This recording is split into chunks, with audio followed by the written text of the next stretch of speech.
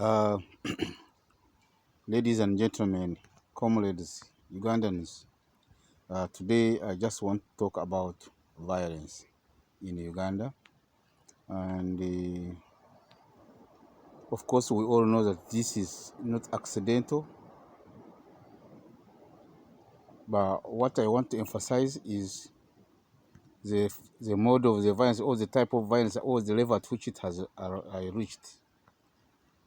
We know that Museveni's goons were in the city centers, concentrating in city centers, terrorizing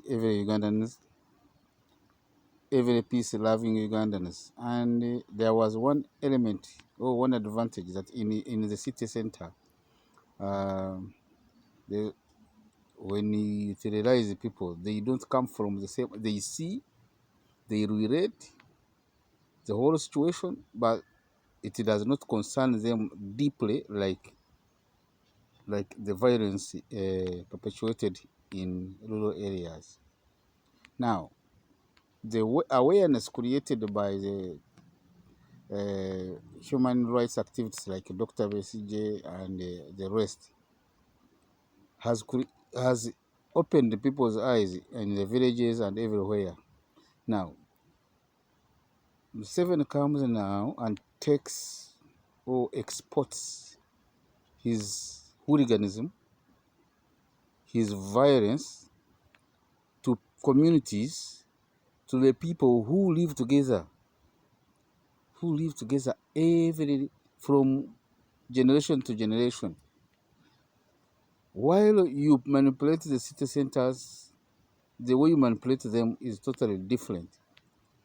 Now you go to the villages, well settled in their poverty. They don't know much of your hooliganism and mafiaism. Now you tell them to do what is just by lining behind people's backs, yeah, to vote for someone, and they do stand behind in that scorching sun or rainy season, stand behind the person of their interest.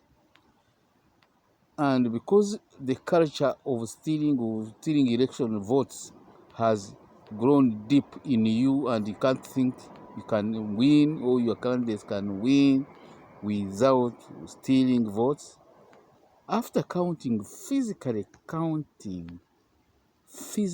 counting votes, counting persons in lines which are evident, and you see someone has a long line and another one has a short line. Even you may not need to count. You see the longest line is the winner, and that's it. But still, you go and doctor the results after people have voted. Now, you make the communities clash. The communities which have been living together, when they clash, the enmity, the violence stays in them and lasts years and years and years. Years and years. Families will hate each other, yet they live together. They are neighbors. They crisscross they have plots which crisscross. They cannot avoid to be without each other. Now you export violence, voting violence, and you don't have a solution for it. No wonder. I expected this one, and I have said this one before, that this time will come and you will not be in control. And I said it, you will not be in control, and you are no longer in control. You cannot do nothing to all the goons you have trained for 35 years. Trained them in a way that the dodgy way, doing things dubiously, Now, every Ugandan now wants a source of income.